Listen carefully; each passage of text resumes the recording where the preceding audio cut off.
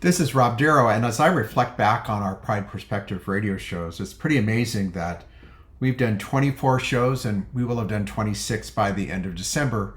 This started out as a reason to celebrate the 50th anniversary of Santa Cruz Pride, but has grown into really celebrating the LGBTQ plus history across Santa Cruz County and all the individuals who continue today to make an impact on our local economy, our local politics, our local inclusivity across our county, and to celebrate all that we are. There are a couple segments of our past shows that I wanted to highlight. The first show that I wanted to highlight was our very first one, and we had Daniel Dickmeyer and David Payne, two of the people who originated and helped put on the very first Santa Cruz Pride. Here's a little bit of what they said.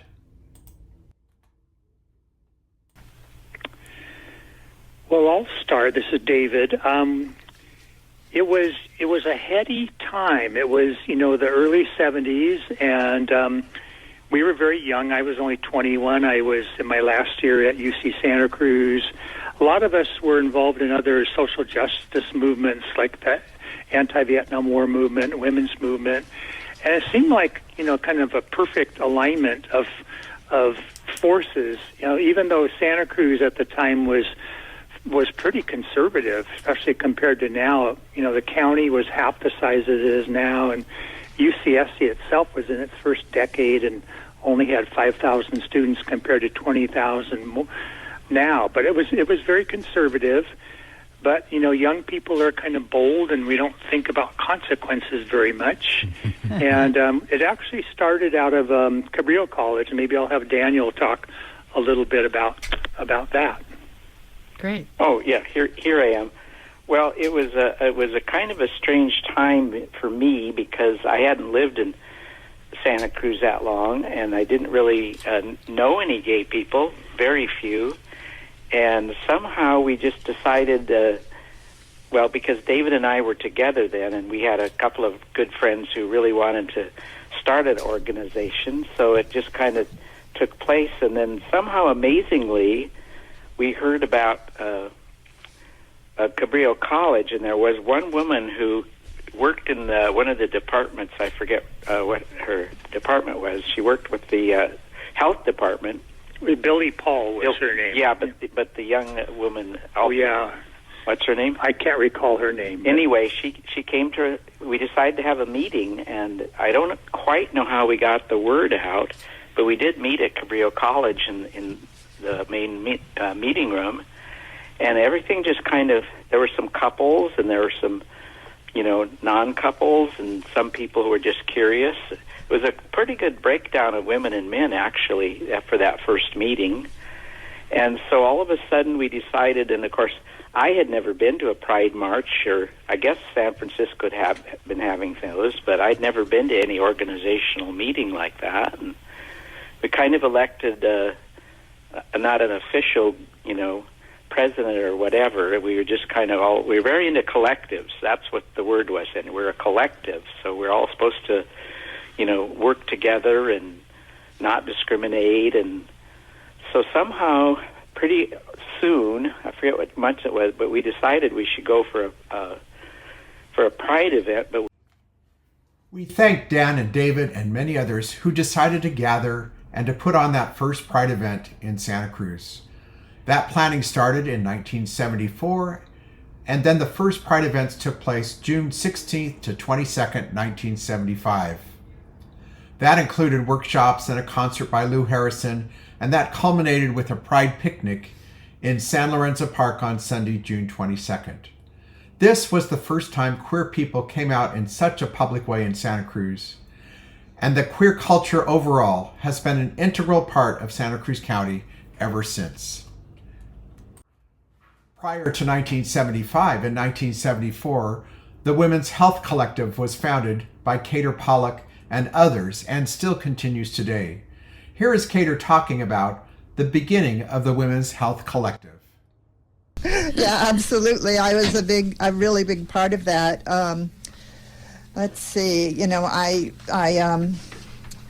started out right when I first arrived. I started working with two other women to offer a hotline of information, and we were offered to let people call in and ask us about any of women's health issues, especially STDs and birth control methods, pregnancy screening and abortion. And this was really revolutionary at the time because, again, there was no internet. There weren't even self-help books. There was just, starting from the Our Bodies Ourselves collective. There were some newsprint flyers on these issues. And so we posted mimeograph flyers around town with our individual home phone numbers, landlines, obviously. And gradually, over the year, the group grew, and by fall, there were maybe over a dozen of us, young women. We were pretty much all in our 20s, and we came up with this, brainstorm idea that we wanted to open our own clinic. Okay, we had no credibility in town, but this is what we were going to do. And I was really instrumental in driving this. Within less than a year, we opened our clinic, and we, had offered abortion services and GYN services. We trained ourselves. I mean, it was an incredible effort, and very, very exciting because we really wanted to be able to provide health care for women. The Women's Health Collective is just one example of a service that developed because of the developing lesbian culture across Santa Cruz County. We are thankful to the many women who started the Women's Health Collective in 1974, and that these services continue today in Santa Cruz 50 years later for people of all genders. The late 1970s caused various men's groups to develop as well. The men's group met weekly at London Nelson Center, where men would gather and talk about men's issues. From that, the gay men's volleyball group developed that took place at Cowles Beach in front of the Dream Inn.